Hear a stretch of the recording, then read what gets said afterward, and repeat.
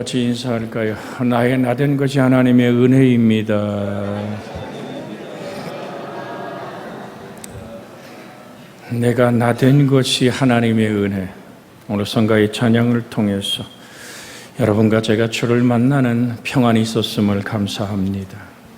예수님의 산상수훈 산상설교라는 제목을 5장, 6장, 7장에 이어지는 주님의 말씀이죠.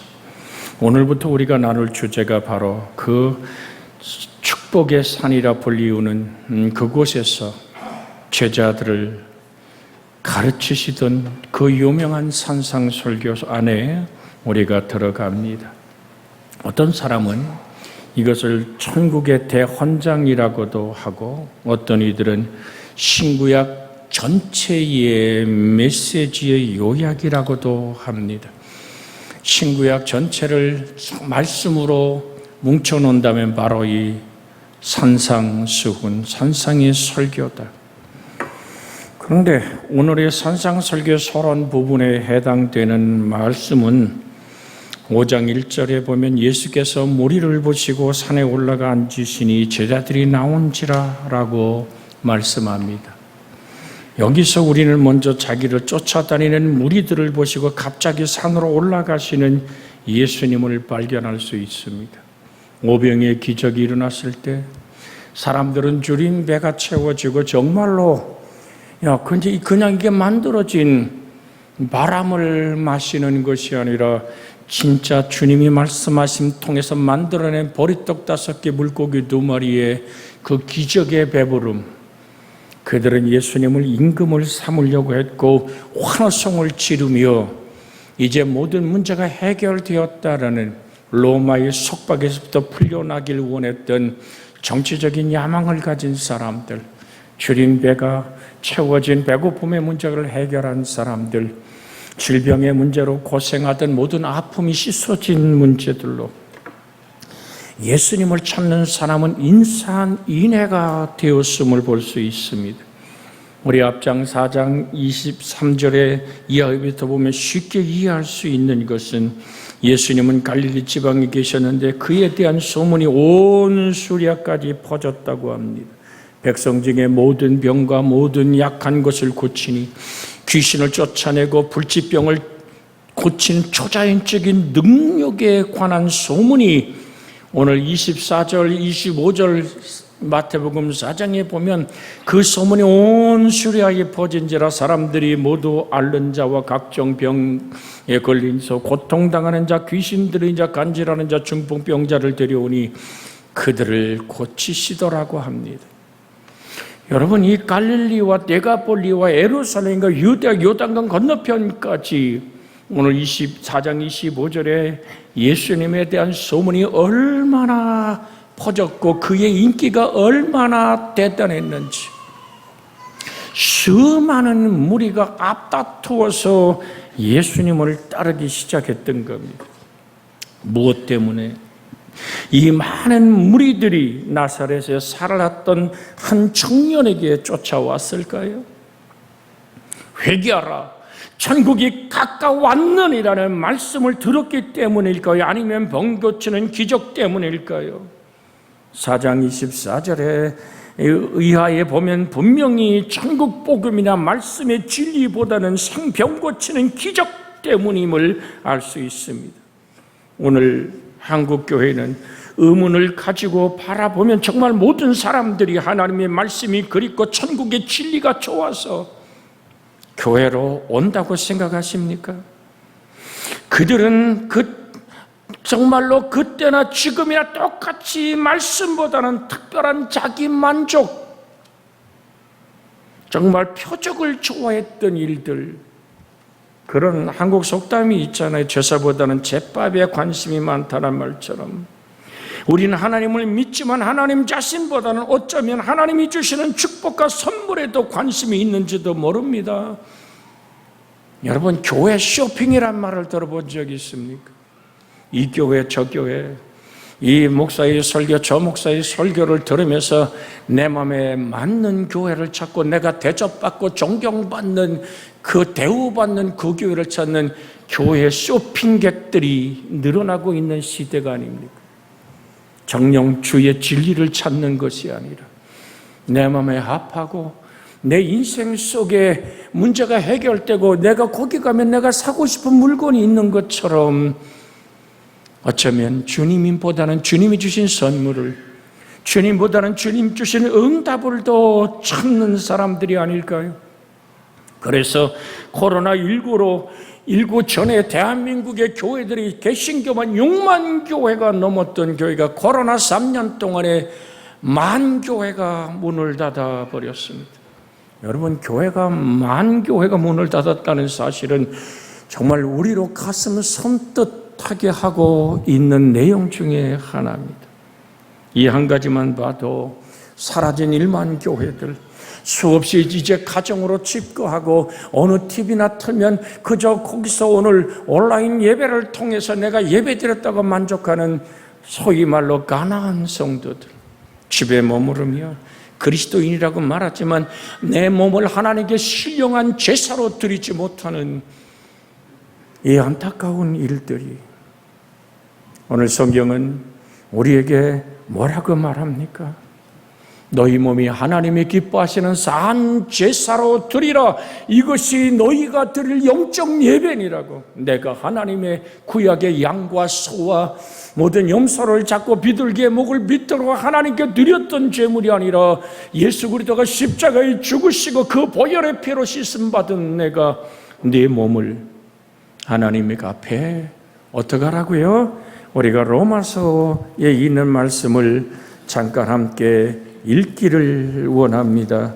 로마서 12장 1절 2절에 있는 말씀, 신약성경 256쪽에 있는 말씀입니다. 같이 한번 말씀을 읽을 때 내 목소리가 귀에 들리도록 읽기를 원합니다. 그러므로 형제들아, 내가 하나님의 모든 자비하심으로 너희를 권하노니 너희 몸을 하나님이 기뻐하시는 거룩한 산제물로 드리라. 이는 너희가 드릴 영적 예배니라. 너희는 이 세대를 본받지 말고 오직 하나님을 새롭게 함으로 변화를 받아 하나님이 선하시고 기뻐하시고 온전하신 뜻이 무엇인지 분별하도록 하라. 하나님을 사랑하는 자고 그 뜻대로 부르심 입은 사람들에겐 모든 것이 합력하여 선을 이루는데요. 무엇이 선이라 그랬어요? 로마서 8장 28절 다음 29절에 말하고 있지 않습니까? 하나님의 아들의 형상을 본받게 하려 함이 선입니다. 내가 예수 그리스도를 만나는 그 하나님의 놀라운 은혜가 우리 속에 있기를 주의 이름으로 축복해 드립니다. 오늘도 대표 기도라는 이재천 안수 집사님, 저번에도 간증했던 간증들이 우리 인터넷을 통해서 모두가 듣는 설교에 모든 사람들이 그 은혜에 적셔진 이유가 뭘까요? 단순하게 이재천 집사님의 치료의 그 건강한 모습일까요? 그걸 얘기하는 게 아니잖아요. 내 아픔 속에 치료자로 오신 예수님을 만난 거 아닙니까? 할렐루야! 내가 건강하고 병들음을 뛰어넘는 예수님의 생명을 만나고 그의 흘리신 보혈의 피의 은혜에 적셔진, 돌이켜 내 안에 사는 이가 그리스도임을, 여러분, 그렇게 우리는 정말 성령 안에서 예수를 정통으로 만날 수 있기를 주 예수의 이름으로 축복해 드립니다. 믿음은 들음에서 나고 들음은 그리스도 예수의 말씀이라고 했습니다. 그리스도 예수의 말씀이란 말이 디아레마토시 그리스도란 얘기는 레마란 말을 씁니다. 그리스도가 주어진, 오늘 주님은 분명히 요한복음 6장 63절에 말씀합니다. 내가 너에게 이른 말이 영이요 생명이니라. 그러면 영이고 생명이신 그 말씀이 기록된 문자가 아니라 가슴에 부딪혀 오는 생명으로 그 예수의 보혈의 피가, 저가 저쪽에 맞으므로 우리가 나음을 받았다고 말씀하시는 그 은혜의 손길이 내게 임하여 치료받고 내가 건강해졌지만 내 건강의 모습보다는 내 주 예수 그리스도가 내게 임하시는 임마누엘의 사건으로 감사할 수 있는 영혼들이 되어지기를 주의 이름으로 축복해 드립니다. 예수님께서 정말로 이러한 모든 무리가 다가온 까닭을 아셨지 않습니까? 너희가 나를 찾는 것은 배고픔이 해결됐기 때문이 아니더냐, 너희가 줄인 배를 채웠기 때문이 아니더냐 말이죠. 우리는 오늘 주님을 만날 수 있는 은혜가 있기를 주 예수의 이름으로 축복해 드립니다. 정말로 대중의 환호성 속에 머물러서는 안 된다는 생각이, 오병의 기적 후에 무리를 흩으시고 제자들을 떠나보내시고 무리를 떠나 산으로 올라가 기도하시던 도대체 주님의 마음은 어떤 마음이었을까요? 요한복음 2장 23절로 25절에 보면 6월절에 예수께서 예루살렘에 계시니 많은 사람이 그의 행하시는 표적을 보고 그의 이름을 믿었으나 예수는 그 몸을 그들에게 의탁하지 아니하셨으니 이는 친히 모든 사람을 아심이요 또 사람에 대하여 누구의 증언도 받으실 필요가 없으시니 이는 그가, 그 다음에 읽어볼까요? 화면에 떴으면 이는 그가 친히 사람 속에 있는 것을 아셨음이니라. 오늘 저는 여러분에게 묻고 싶습니다. 당신 안에 사는 이가 예수 그리스도 맞소라고 말입니다. 내 맘에 맞고 안 맞는 내 기분으로 결정하는 신앙이 아니라, 내가 건강하든 병들든 부유하든 가난하든 예수님이 나의 주님임을 고백할 수 있는, 여러분과 제가 그런 자세로 주님은 돌아오기 원해서 산상설교를 시작했다는 사실입니다. 그래서 예수님은 산에 올라가 그곳에 조용히 천국의 진리와 그리스도인의 삶의 원리를 가르치십니다. 그때 많은 무리가 따라온 것이 아니라 적은 수의 제자들이 따라왔다는 사실은 중요한 의미가 있습니다. 기독교는 대중 속에 있습니다. 그러나 대중 속에 빠져 있지는 않습니다. 기독교는 민중 속에 존재하나 민중의 허상 속에 기독교가 함께 춤추지 않습니다. 오직 우리는 진리신 예수의 자유함 안에서 내 하나님을 노래할 수 있는, 그래서 갈라디아 2장 20절에 사도 바울은 이렇게 고백합니다. 내가 그리스도와 함께 십자가에 못 박혔나니. 호감성 한번 같이 해볼까요? 갈라디아 2장 20절, 내가 그리스도와 함께 십자가에 못 박혔나니 그런즉 이제는 내가 사는 것이 아니요 내 안에 그리스도께서 사신 것이라. 내가 육체 가운데 사는 것은 나를 사랑하사 나를 위하여 자기 자신을 버리신 하나님의 아들을 믿는 믿음 안에 사는 것이라. 믿음 안에 산다는 얘기는 금방 드렸던 얘기처럼 디아레마토스 그리스도란 말은 내가 그 말씀이 내 것이 되고 그 말씀이 나를 주장하고 그 말씀이 내 것이 된 사람, 그 말씀이 나의 인생길의 빛이 되고 인생의 발걸음을 결정할 수 있는 가장 원인과 뿌리가 된 것이 하나님의 살아계신 말씀. 왜? 주님은 지금도, 하나님은 살아계신 말씀의 모습으로 오늘도 우리의 손을 붙들고 계시기 때문입니다. 발등상의 등불이 되고 인생길에 빛이 된다는 이야기는 다만 갈 길을 밝히는 이정표란 얘기가 아니라 그 말씀이 살아서 우리를 보호하고 이끄신다는 것입니다. 하나님이 우리가 문제가 터지고 삶에 복잡하고 힘들어 식음을 전폐하는 시편 107편에 등장하는 말씀입니다만, 하나님께 부르짖음에 하나님은 말씀을 보내서 그들을 고치시고 그들의 발걸음을 인도하셨다라고 말씀하고 계십니다. 말씀은 우리를 품어내는 능력이고, 하나님의 말씀이 우리에게 주어질 때는 하나님 자신을 주신다는 사실을 잊지 않기를 주의 이름으로 부탁을 드립니다. 그래서 말씀이 바로 살아계신 하나님의 행동이요 위로요 권능이기에 우리는 그 말씀에서 떠나서는 안 되는 믿음의 사람으로 세워지기를 주 예수의 이름으로 축복해 드립니다. 누구를 비판하고자 한 얘기는 아닙니다만은 세상에 오늘 민중의 오늘 허상 속에 춤추는 일에 여러분들이 동참하지 않기를 주의 이름으로 축복해 드립니다. 그것이 마치 위대한 선지자처럼 보일지 몰라도 주님은 그렇게 하지 않았습니다. 분명한 주의 진리를 분별할 수 있기를 주의 이름으로 손해보고 희생하고, 나는 섬김을 받으러 온 것이 아니고 오히려 섬기려 하고 내 목숨을 많은 사람의 대속물로 주려 왔다라고 주님이 손들고 데모했던 거예요. 스데반이 돌맞아 죽으면서도 그 속에 생명의 부활이 있기에 자기를 돌 때려 죽이는 무리들을 향하여 그는 기도했던 것입니다.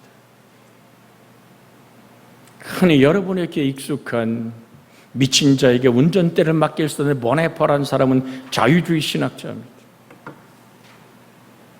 우리가 말씀과 생명의 길을 따라간다면, 우리 주님이 역사의 수레바퀴를 움직이시는 하나님이라고 우리가 확실하게 믿어진다면, 민중의 화상 속에 기독교가 함께 춤춰서는 안 된다는 말을 드리는 겁니다.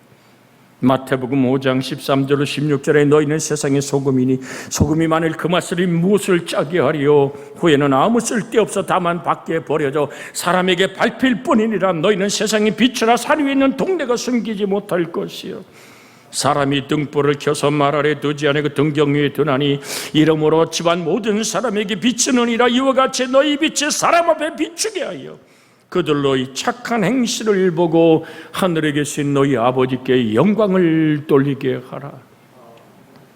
언제나 헌신하는 사람은 소수였고 하나님께 바쳐진 사람들은 소수의 제자들이었습니다. 이 소수의 제자들이 세계를 그리스도 앞에 드렸던 것입니다.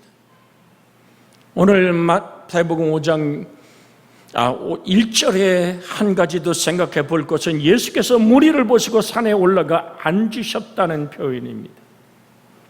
앉으셨다 하면 앉으사 가르쳤다고 하는 것은 길을 걸으며 제자들에게 가벼운 대화를 나눈 것과는 다릅니다. 유대인의 전통에 따르면 공식적으로 중요한 내용을 체계적으로 선포하거나 가르칠 때에는 언제나 앉아서 했던 것입니다. 회당에서 가르치셨고 설교할 때도 마찬가지였습니다. 즉 이것은 보좌의 의미가 있습니다. 하늘 보좌에, 지금도 보좌 우편에서 전능한 창조자이신 우리 주 예수 그리스도는 부활하신 승리의 모습으로 오늘도 여러분과 저를 기억하며 기도하시는 중보의 기도. 시몬아, 베드로에게 얘기하잖아요. 사단이 너를 밀가부르듯 하려고 요구했으나 내가 너를 위해 기도했어. 무슨 기도를 했다 그럽니까? 내 믿음이 떨어지지 않도록. 할렐루야. 믿음은 금방 드렸어요. 들음에서 들으면 그리스도의 말씀. 내가 너에게 이른 말이 영이요 생명이신 그 능력이 너를 사로잡을 때, 폭풍우가 지나가며 소낙비를 때리고 밑에서 창수가 솟아나고 온 집이 바람과 비와 창수로 이 모든 삶을 무너뜨리려는 도전이 와도 반석 위에 치은 집은 무너지지 않습니다. 내가 붙들는 말씀이 아니라 말씀이 나를 붙들고 있기 때문입니다. 아이가 와서 친멋대로 뛸 때 울던 안 울던 위험할 때는 그 아이의 손을 굳게 붙들고 놔주지 않지 않습니까?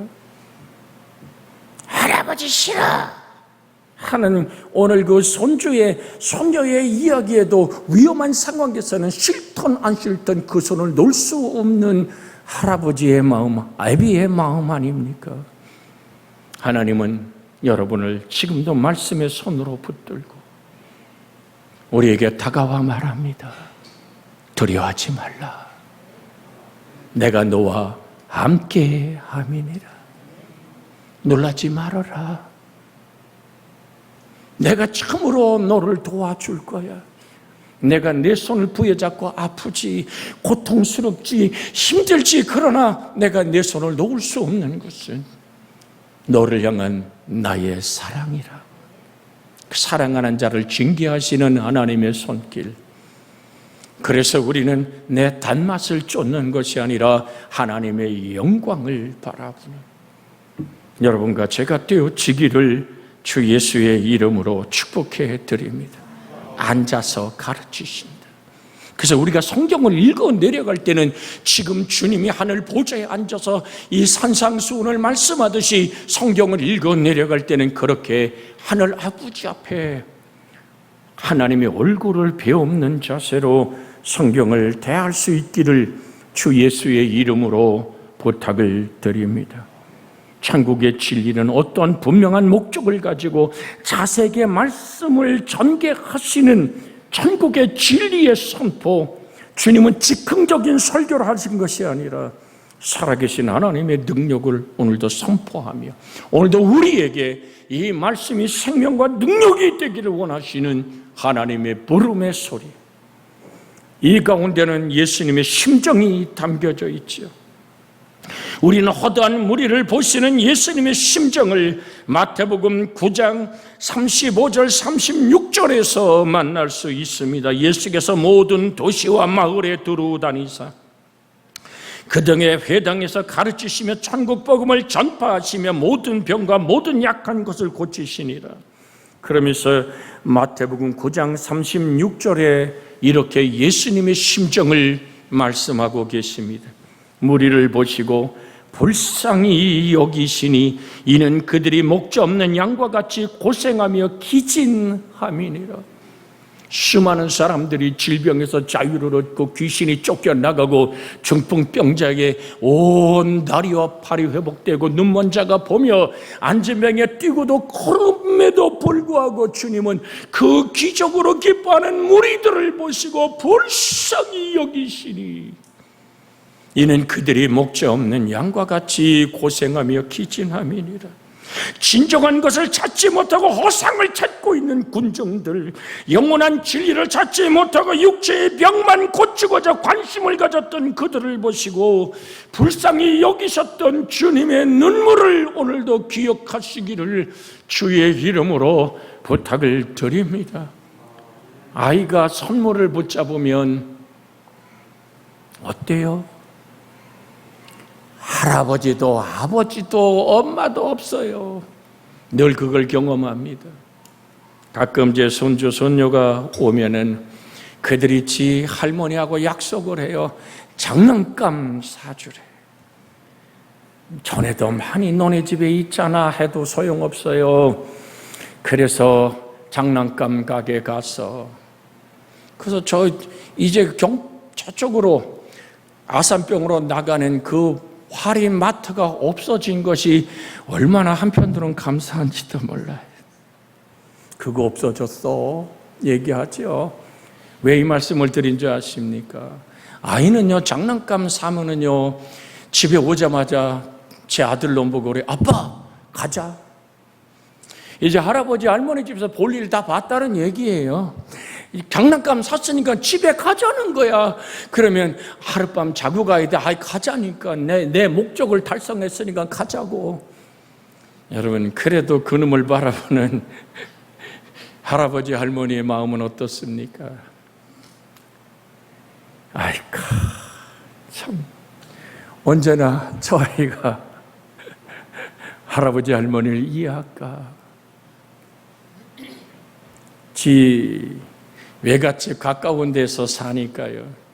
한번 너무 어렸을 때 와서 할아버지한테 인사해야지 감사해야지 그러니까 우리 손주놈 나보고 날 바라면서 우리 할아버지 아니야. 그러니까 자기 외아버지 할아버지만 할아버지인 거야.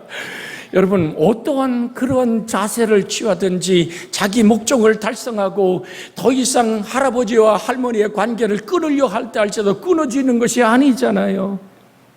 생명의 끈끈함이 유지되는 것처럼 여러분에게 드립니다. 우리 주님 주신 선물, 우리 주님 주신 응답, 우리 주님 주신 부요, 건강, 축복, 정말 손을 들고 여러분을 향하여 안타까운 마음으로 기도합니다마는 주님이 매우 슬퍼하며 탄식한 이유는 내가 선물로 만족하지 않기를 원하시는 겁니다. 응답으로 끝나는 신앙이 되기를 원하지 않습니다. 주님은 주님의 마음을 품어내기를 원하시는 거거든요. 여호와께서 사람의 죄악이 세상에 가득함과 그 마음으로 생각하는 모든 계획이 항상 악한 뿐임을 보시고 땅 위에 사람 지으셨음을 한탄하사 마음에 근심하시고, 창세기 6장 5절로 6절을 읽어드렸습니다. 땅 위에 사람 지으셨음을 한탄하사 마음에 근심하시는 하나님의 아픈 마음, 더 이상 우리 하나님 마음 속색이지 않는 성숙한 신앙이 되어지기를 주의 이름으로 축복해 드립니다. 한번 앞뒤로 인사할까요? 하나님 마음을 근심케 하지 맙시다. 오늘 사랑하는 여러분, 하나님, 사람을 바라볼 때 하나님의 형상으로 보는가 아니면 하나의 동물이나 물건으로 보는가 하는 것입니다. 우리는 어떤 각도로 사람을 이해하고 하나님의 마음을 품고 있는지를 보아야지만 될 줄로 믿습니다. 동물이나 물건으로 보는가 하는 그 목적은 일말의 양심의 가책도 없이 사람을 물건을 취급하고 또 이익이 있으면 환영하고 이익이 없으면 여지없이 거절하는, 이것이 보통 사람들이 보는 관점입니다. 이것이 유물론적 사상을 앞세우는 공산주의의 관점이요, 물질적인 관점의 세속주의의 관점입니다. 오늘날 전 세계 이러한 사고들이 인류의 마음을 사로잡고 있는 것입니다. 그래서 의인의 생각은 정직하여도 악인의 도모는 속임이 있느니라. 전쟁이 끝나지 않는 지구촌의 죽음의 이야기들, 또다시 칼을 들고 누구든지 그냥 마음의 분노를 해결하려고 사람을 찌르고 차로 밀어버리는 이 험악한 세상에 우리의 눈이 주를 볼 수 있기를 주의 이름으로 축복해 드립니다. 로마서 8장 그래서 6절에 육신의 생각은 사망이요 영의 생각은 생명과 평안이라고 말씀하고 있습니다. 예수님은 그들을 불쌍히 여기시는 마음으로, 민망히 여기시는 마음으로 보셨습니다. 사실 그렇습니다. 사람이 사람에 대해 불쌍히 여기기 시작하면 모든 문제의 실마리가 풀려지기 마련입니다. 우선 불쌍한 마음이 생기면 아무리 허물이 있어도 이해하게 되고 용서하게 되고 사랑하게 됩니다. 이것이 바로 예수님의 심정입니다. 그래서 주님은 이렇게 우리에게 선포합니다. 너희 안에 이 마음을 품으라. 곧 그리스도 예수의 마음. 인간이 죽음을 달려가면서도 영원히 죽을 줄 모르는 인생을 향하여 주님이 눈물을 흘리시더라고 말합니다. 오늘날 우리 교회와 그리스도인이 가져야 될 예수님의 심정을 배워갈 수 있기를 주 예수의 이름으로 축복해 드립니다. 에스겔 11장 19절에 20절에 있는 말씀 보면 이렇게 말씀합니다. 내가 그들에게 한 마음을 주고 그 속에 새용을 주며 그 몸에 돌 같은 마음을 취하고 살처럼 부드러운 마음을 주어 내 율례를 따르며 내 규례를 지켜 행하게 하리니 그들은 내 백성이 되고 나는 그들의 하나님이 되리라. 돌같이 굳은 마음으로, 지금도 똑같이 여러분이 한자리에 앉아서 때로는 인터넷을 통해서 이 말씀을 듣습니다마는 돌같이 굳은 마음일까? 오늘은 무슨 얘기를 하는지 보자 하고 심사위원이 된 하나님의 말씀을 듣습니까? 당신은 예배를 그렇게 우습게 여길 자격이 없습니다. 우린 영과 진리로 하나님께 예배하는 자들입니다. 인간끼리 모인 자리가 아니라 하나님이 이 시간에도 함께하며 하나님의 은혜 안에 우리가 서 있음을 기억하시고, 하나님은 영과 진리로 예배하는 자를 찾습니다. 하나님이 찾으시는 사람, 하나님이 다윗을 만나면 내 마음에 합한 자라고 말하던 하나님의 복을 주는 사람으로 세워지기를 주 예수의 이름으로 축복해 드립니다. 그래서 고린도 후서 4장 6절에 어두운데 빛이 비쳐라 말씀하셨던 그 하나님께서 예수 그리스도의 얼굴에 있는 하나님의 영광을 아는 빛을 우리 마음에 비추셨느니라. 여러분 가슴속에 말씀의 생명의 빛이 비춰 오기를 원하면 요한복음 1장 12절 13절에 있는 말씀처럼 우리는 영접하는 자 곧 그 이름을 믿는 자들에게 하나님의 자녀가 되는 권세를 주셨으니 이는 혈통으로나 육정으로나 사람의 뜻으로 나지 아니하고 오직 하나님께로부터 난 자들의 아름다운 모습의 영광 안에 우리가 들어가야만 될 줄로 믿습니다. 오늘도 이 말씀 붙잡고 주님, 그렇습니다. 내가 하나님 말씀 앞에 단순히 순종하기를 원합니다. 하나님이 주신 선물이 아니라 주님으로 만족하는 내가 되게 해 주시옵소서. 내 안에 사는 이가 그리스도이기를 사모합니다. 그 말씀을 듣기를 원합니다. 말씀을 살아내기를 원합니다라고 잘못된 자식을 애타는 오늘 부모의 심정으로 나를 보시는 주님의 마음에 우리의 마음을 드리기를 원합니다. 주여!